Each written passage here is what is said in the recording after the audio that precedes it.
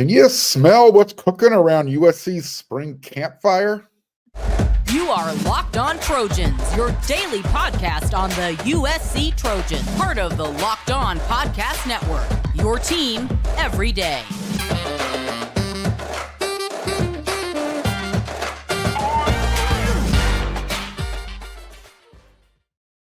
Fight on, everyone. I'm your host, Mark Hulkin, and thank you for making Locked On USC part of the Locked On Network your first listen every day.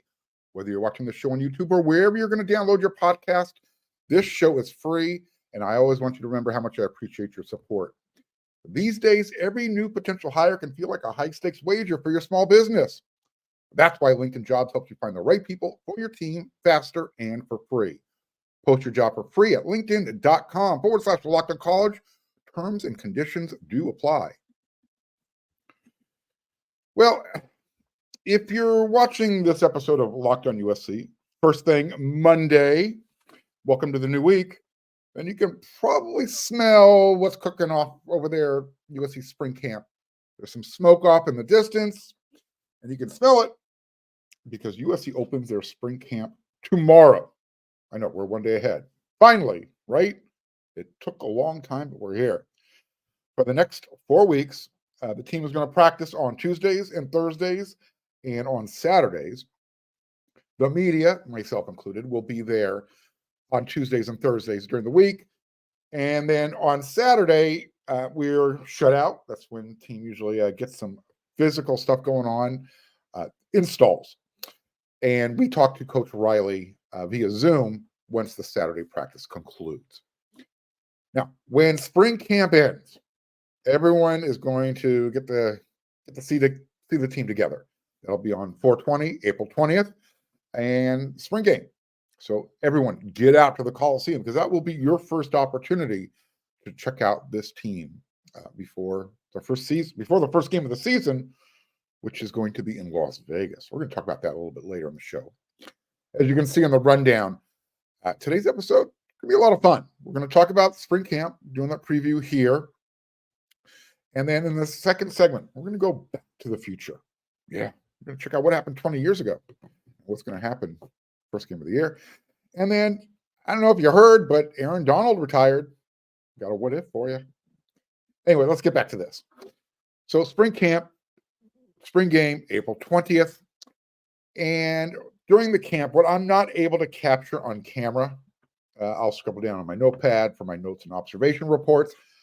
Big favorite over there on wearesc.com, and I think you guys are going to like that as well. Here, you got a little bit of that sampling last year.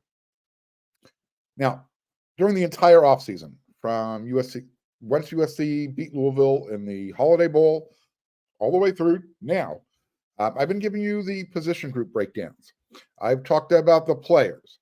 I've talked about the transfers and the recruits. Well, now it's time to start asking some new questions, and we're going to be looking for some new answers, and that's what spring camp is all about. Obviously, the first thing I think, at least what I'm interested in, what everyone wants to know is how is USC's new defensive coordinator, Antonlynn, going to run the defensive side of practice compared to the previous group of coaches. Lincoln Riley still captains the ship, no doubt about that. But he went out and he brought in, 4 guys who are just all about defense.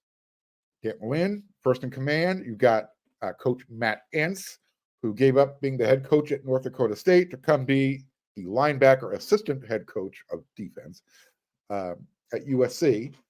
And then you also have Doug Belk, who's taking over the group that Dante Williams leaves behind. And then obviously the last one who was brought on board, big name, Eric Henderson, defensive line coach. He's going to tag team with Sean Nua and see what they can get out of that group.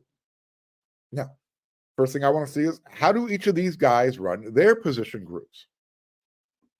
I'm looking for, the energy level, how they interact with the guys. And that's going to be one of the first things I bring back in my notes and observations. Coach Nua, by himself, these previous 2 years, he handled the D-line guys while Coach Roy Manning, who's no longer with USC, he took on the edge rushers. So what happens now? Are the defensive ends and the defensive tackles going to be separated by group? Will Sean Nua handling the defensive ends and Coach Henney dealing with the guys in the middle, defensive tackles, nose tackles? Or are they just going to keep everything one big happy family and not split up the drills by positions? Again, looking forward to see how they handle that at least in these first few practices. By my last count, again, I'm just talking specifically about the defensive line room. There's 19 of them between the defensive ends and defensive tackle, nose tackles. 19, that's a lot. So unless they're going to have like 2 of the 4-man sleds working at once, that's guys standing in line waiting for 5 groups, to get through their repetition before they get their next turn in line. Again, we should see how they handle that. One of the things that we were allowed to film during spring camp and fall camp, until we weren't allowed to film these things, was right after conditioning. They have what I call the skip and stretch. Everybody kind of lining up and stretching, kind of skipping every 5 to 10 yards. You know what I'm talking. You've seen the video that we put out there. Well, the first thing that they would do right after that is the defensive line, or not the defensive line, but the defensive groupings, first team, second team, third team. They would run to their positions, sprint out to the field to their positions. Coaches would blow the whistle. They would sprint to one area, drop, roll, run back and line up, and then run. It's almost like they were running it again. And then they would sprint to the end zone. And typically they were breaking down at the time in front of Coach Dante Williams. Does that particular drill continue? It gave us some insight. Again, they want us to stop filming, but we would just start taking notes, mental notes of who was running with the first team, who was running with the second team. Again, are they going to keep that drill? Are we going to be asked not to report on it? Find out. I'm also curious this spring camp about the available wide receivers that Miller Moss and Jaden Mayava and Gage Roy are going to be throwing to. How are they going to do that? Remember, it's a skeleton group out there. So as long as Deuce Robinson and Zachariah Branch aren't doubling with baseball and track and field, they should be okay. But they're still going to have a pretty skeleton group. Obviously, the tight ends and the running backs are going to need to be involved. On that note, especially about the running backs, usually the guys who are part of the return game, they're doing their thing before the skip and stretch. Coach Luke Heward and Coach Kyle McDonald were in charge of the return specialists last season. So who's working with Coach Heward this year? Is it going to be new running back coach Anthony Jones? Makes sense, right? Besides the defensive staff additions, Coach Jones was the first coach on the offensive side of the ball that Lincoln Riley had to bring in since he took over. So again, another new dynamic to look for. Day 1 and day 2 for me, I'm going to be out there early, extra early, so I can, I want to check out the guys that are coming out in their helmets, their jerseys, shorts, shells, who's wearing their new jerseys, who is wearing their new jersey number, I should say, not wearing the state of New Jersey. I told you last week on our last episode that Achille Arnold and Quentin Joyner are going to be wearing the number 0 jersey. Well, there's a few more for you. Mekhi Lemon, he's changed over to number 6. Zachariah Branch will not be the only player wearing number 1. Jalen Smith, he's going to take over Damani's old number. Nate Clifton, he's got an interesting number for a defensive lineman. It's a double-digit number. I'll tell you about it on the next episode of Locked On USC. I want to keep a few things secret. Like I said, I want to keep a few things for surprise. Cameron Fountain, guess what? They might have. I think they think pretty highly of him. And even though it's not really a number of significance, the last person who wore number 49 did pretty well at USC. Probably for the LA Chargers now. Tuli Apolotu. That's the number Cameron Fountain is going to be wearing his first year at USC. And again, there is no number 55 assigned right now. But I can tell you that There's a few linebackers, new linebackers at USC who have not been assigned a number yet. Will someone be wearing 55 this year? I guess we'll find out. Look, you've waited this long. You can wait one more day and you'll get the complete roster, I promise. But so here we go. USC football right back into the swing of things. And they're looking to try and do what hasn't happened in 20 years. And that's going to be competing for a national championship. I'm going to reflect back on what happened 20 years ago in the next segment. And there's some similarities 20 years later in 2024. Back to the future? Is that where we're going here? Speaking of Back to the Future, before we take a break here on this segment, the women of Troy. Yep, they earned that number 1 seed in the women's basketball tournament. Fantastic, right? They're the number 1 seed in the Portland 3 region. So you got Juju Watkins. She is going to lead USC. They're 26-5. Their first game, they're going to take on Texas A&M Corpus Christi in the first round. And then the winner of that, USC, they're going to take on the winner of the Ohio State game, who got the number 2 seed. USC actually beat them earlier in the season. So there you go. I'll keep you updated, but we're going to definitely be focused on football now going forward.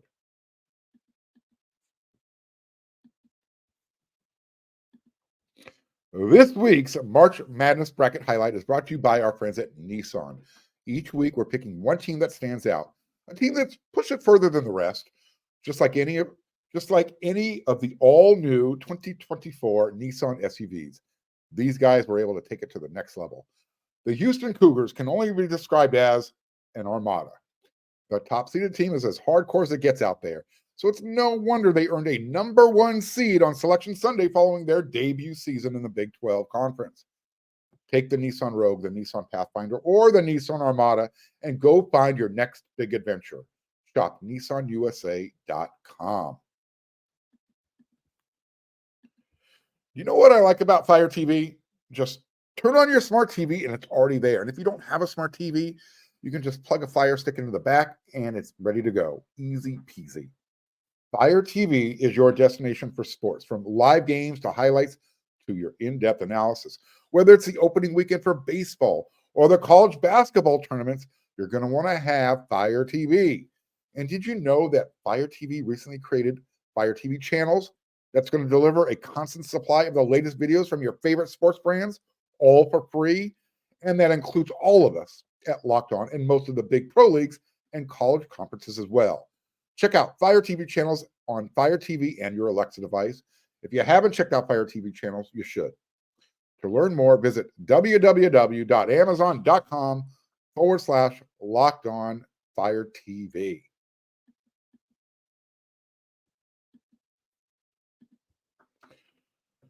Real quick reminder, go check out the Locked On Bracket Breakdown show wherever you download your podcasts. Andy Patton, Isaac Shea, they're going to tell you everything you want to know about this upcoming NCAA tournaments. All right, right into football.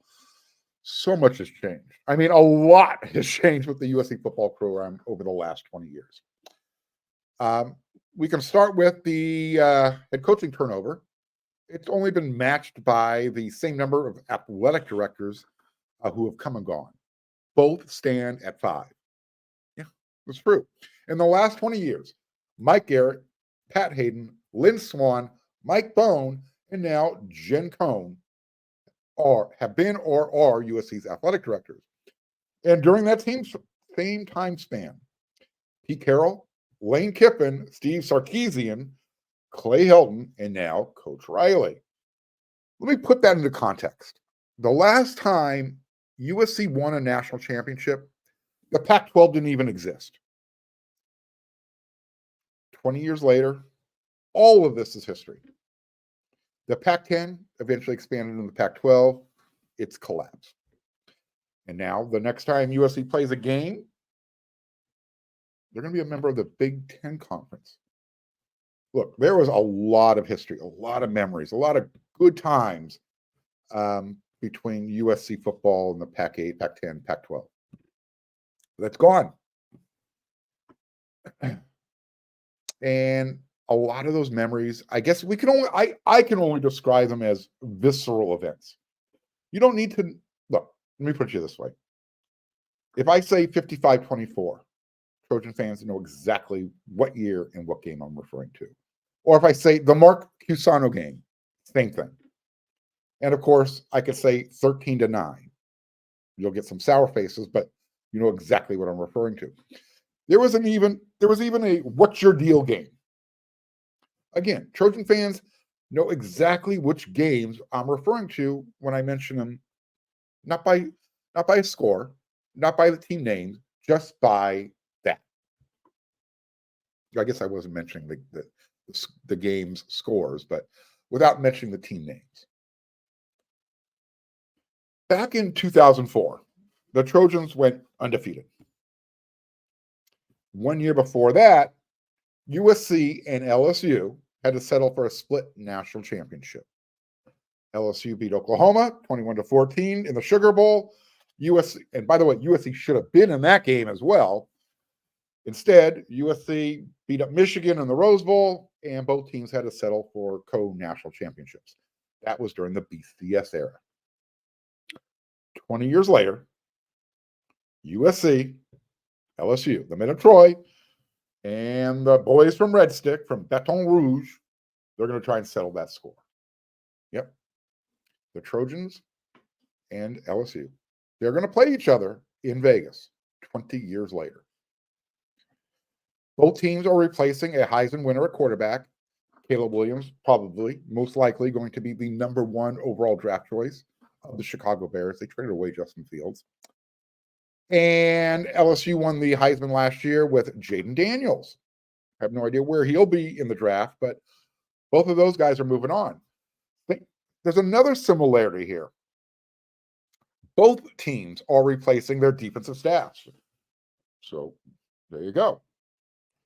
And for USC, the similarities don't stop there.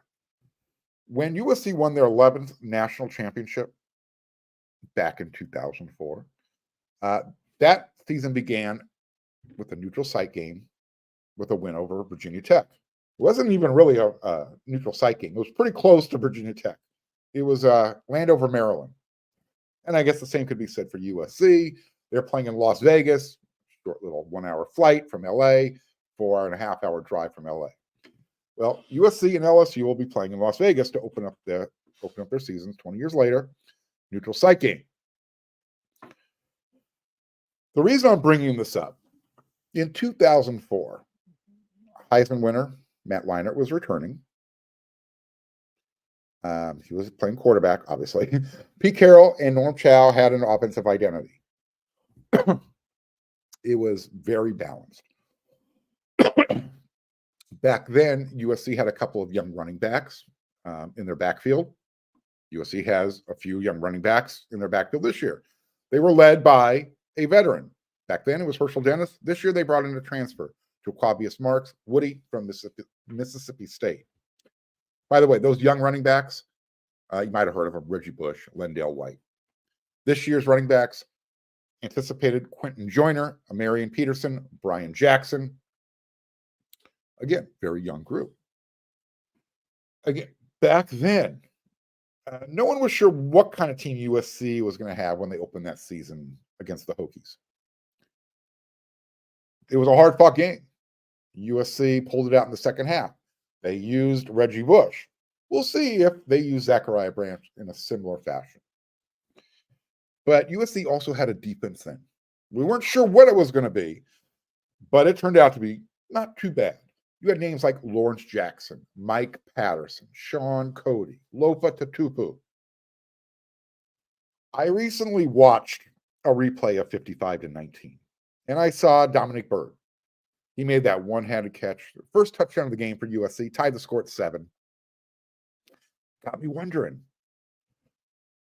I wondered if history could repeat itself, and if Lincoln Riley wanted to go back into the history books and say, you know what?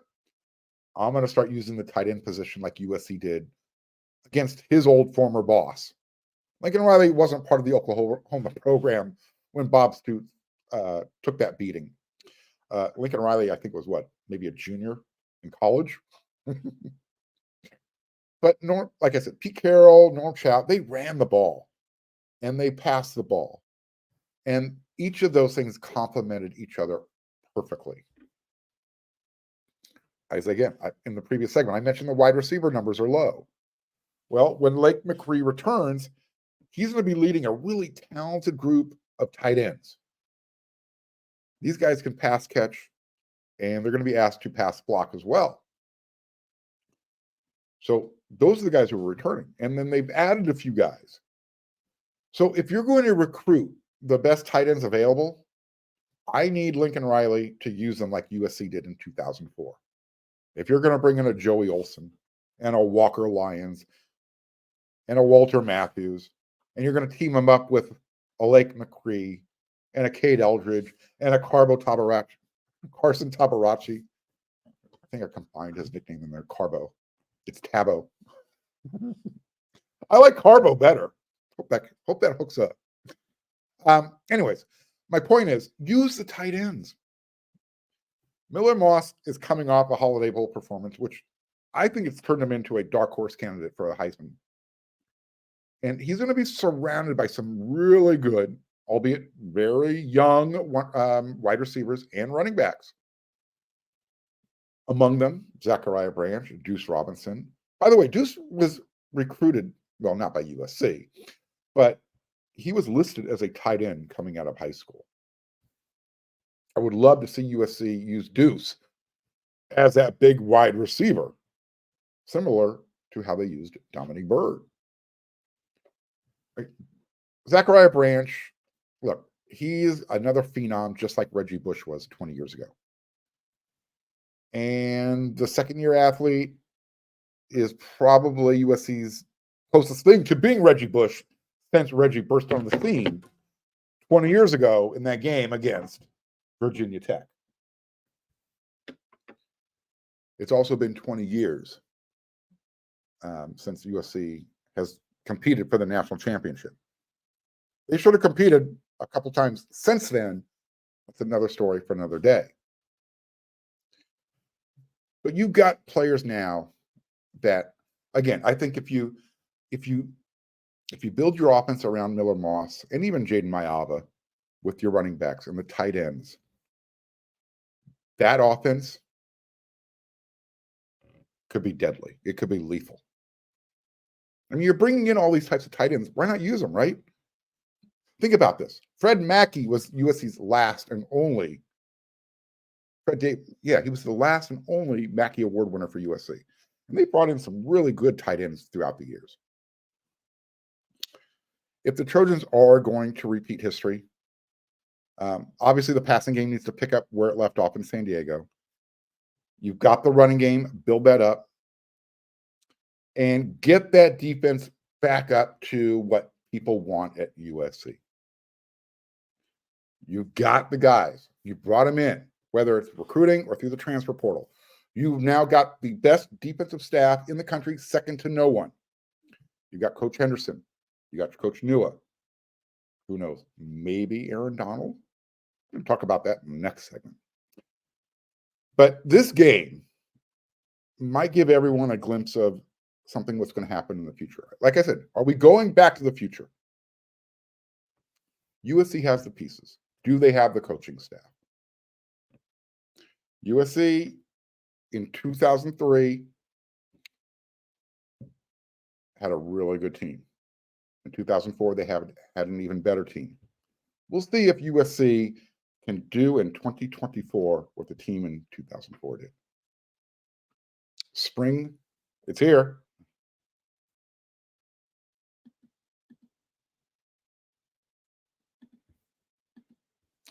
When you're hiring for your small business, you want to have as many top-tier candidates as possible to interview.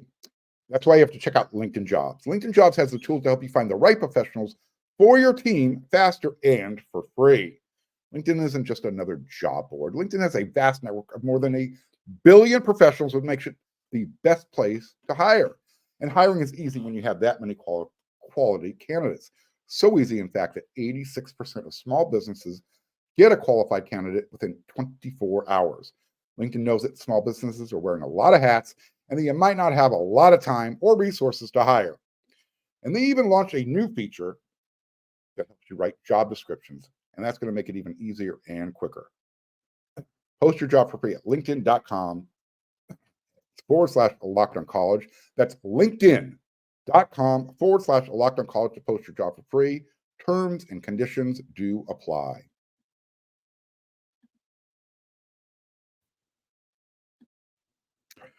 Have you heard the news? Aaron Donald retired over the weekend. Yep. The day before Aaron Donald made his announcement. Why am I bringing this up? Well, the day before, I posted on X, formerly Twitter, that Aaron Donald misses his former position coach, Eric Henderson, and would do anything to join the USC coaching staff. Coach Henderson liked, and then he even quoted the post, and he put one of those open arms emoji. The following day, the media jumped on the bandwagon, my bandwagon. And they're starting to make some claims that anything is possible since he's already in LA. Well, I have no idea if there's any truth to the rumors, but I'm being told that it's not out of the question. What I was kind of wishing to come to fruition might actually be a possibility. Look, I have no idea if there's any truth to the rumors, but again, I'm told it's possible. Think about this. Aaron Donald, first ballot Hall of Famer, coming in, analyzing practice film, and hanging out in the defensive line position room meetings. I don't think that would suck. Like I said, we'll see if this pipe dream ever comes to fruition. But I feel really confident, really confident. You know the rule around here, 3 times for emphasis. That Coach Henny is probably going to use his relationship with the Hall of Famer whenever possible. Last year, Lincoln Riley pulled one out of his back pocket. Jalen Hurts came by practice, and I caught that on camera, posted that on Twitter, and I think every single Eagles fan in the country tuned into USC for a day. Bear Alexander even liked the idea. I don't know if the tweet's still up there, but he was like, yeah, let's make it happen. Hey, look, if you've been following Locked On USC this offseason, then you know that defensive line recruits are already getting in line and making visits. If that happens, watch out. Let me give you a sampling of some defensive line recruits who are going to use their spring break to watch and see how Coach Nua and Coach Henderson develop the USC defensive line guys. I've been mentioning them sporadically here and there.